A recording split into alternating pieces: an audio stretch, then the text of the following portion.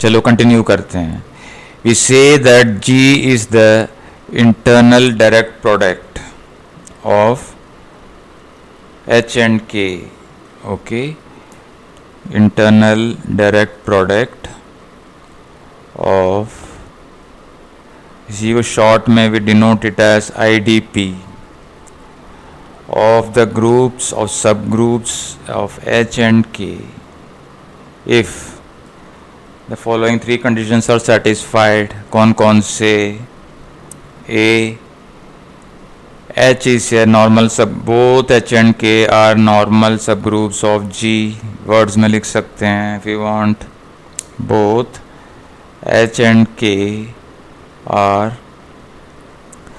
normal subgroups of G, normal subgroups of G। second condition, G is given by the product of H and K। C, H intersection K consists of singleton E only। Okay, तो अगर ऐसा है तो हम कहते हैं इस case में we say that it is the internal direct product of H and K। we say that this is the internal direct product of H and K।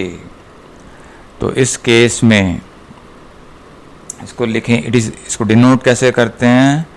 it is written as, okay, it is written as G H cross K। okay, this is the notation, this is the notation for internal direct product। okay, this cross denotes the internal। okay, एक ही group के ही सब groups हैं, उन्हीं का product. Okay, एक group के ही सब groups हैं, ये उन्हीं का प्रोडक्ट है। तो उस ऐसे केसेस में ही हम लोग ये डिफाइन करते हैं internal direct product normal condition होनी चाहिए। दो के लिए हमने अभी किया, इसको बाद में n के लिए भी हम लोग चेक करेंगे। We will find it for define for n। कुछ रिमार्क्स देख लेते हैं इनके बारे में। ओके, लेट अस से सम रिमार्क्स। क्या क्या देखो, हम लोग मोस्ट इम्पॉर्टेंट चीज़ है कि हमने जो डिफाइन किया internal direct product G, okay, IDP internal direct product of H and K। इसको हम लोग शो करेंगे कि ये एक्सटर्नल डायरेक्ट प्रोडक्ट के साथ आइसोमॉर्फिक है। Okay, this compatible, it is the internal direct product is compatible with external direct product। ये चीज़ हमारा मेन एम है। Okay, internal direct product is compatible with the external direct product also। यही हमारी main theorem है। ठीक है, तो यही चीज़ हम लोग देखेंगे कि इसको कैसे प्रूव किया जाए। कंपैटिबिलिटी देखो, इंटरनल डायरेक्ट प्रोडक्ट के लिए ग्रुप के अंदर दो सब ग्रुप्स उनका प्रोडक्ट, एक्सटर्नल में दो कोई भी ग्रुप्स हैं उनका प्रोडक्ट। तो यहाँ पे H और K का अगर एक्सटर्नल डायरेक्ट प्रोडक्ट लोगे, हम ये शो करेंगे कि वो इंटरनल डायरेक्ट प्रोडक्ट से आइसोमॉर्फिक है। इसका मतलब है कि प्लस साइन और इसमें कोई फ़र्क नहीं होगा। इस केस में there will be 1-to-1 correspondence. Okay, as groups also operation preserving भी होगा। तो ये हमारे लिए सबसे एक बात, ऑब्जर्वेशन नंबर 1। दूसरा ये भी काफ़ी इम्पोर्टेंट है। Okay, important observation, internal direct product अगर होता है, द अबव डेफिनेशन हमें पक्का करता है कि every element of a group G can be uniquely expressed as G equal to H into K. Direct sum of vectors आपने सब स्पेसेस कैसे किया, उसमें यूनिकनेस आती है, सेम आइडिया है यहाँ पे भी। The above definition ensures that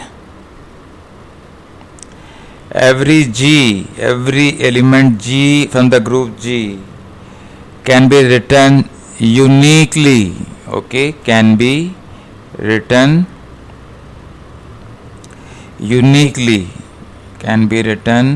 uniquely, of the form, in the form, okay। इस फॉर्म में हम लोग लिख सकते हैं H into K for some H in H,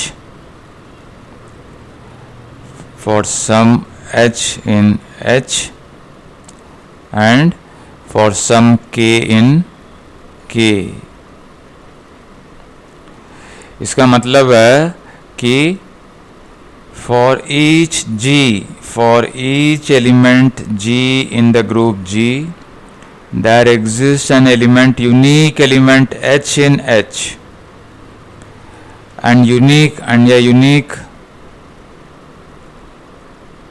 element K in K, such that G is equal to H into K, okay. बिल्कुल ये direct sum का आइडिया यहीं से गया है वहाँ, लेकिन ओके, लेकिन ये वो आप लोगों ने पहले पढ़ लिया, ये बाद में पढ़ रहे हो। इसको प्रूव करते हैं, इसको सपोज शो करते हैं, इसको कैसे यूनिकनेस कैसे आती है। Suppose G is the internal direct product of H with K, okay। Suppose G is the internal direct product of H and K, okay। We show uniqueness, कैसे we show the uniqueness of the decomposition। Suppose मान लो G, कोई भी एक element G को दो तरीके से लिख पाते हैं, HK और H1K1। सपोज H और H1 are members of H, K and K1 are members of K, okay. G कहाँ का मेंबर है, G belongs to G। Suppose एक एलिमेंट G को हमने लिया है ऐसे, इसका मतलब है कि HK, ओके, इसका मतलब है HK K1 inverse is equal to H1, ठीक है। और you can say K1 inverse is equal to H1 inverse H1, this belongs to H, ये H का मेंबर है। ऑल्सो क्योंकि K सब ग्रुप है, तो K इनवर्स K में भी है। इसका मतलब है कि K1 inverse belongs to the intersection H intersection K, which is consist of identity because of the internal direct product condition। So this means K1 inverse is equal to identity, implies K is equal to K1। तो ये हो गया, तो H will be equal to H1, okay। So therefore there exists unique H and K, okay। Therefore for each element G of the group G, there exists unique H in H and a unique K in K, such that G can be written as H into K, okay। This is what we call as the uniqueness property of the internal direct product। तो आगे देखते हैं।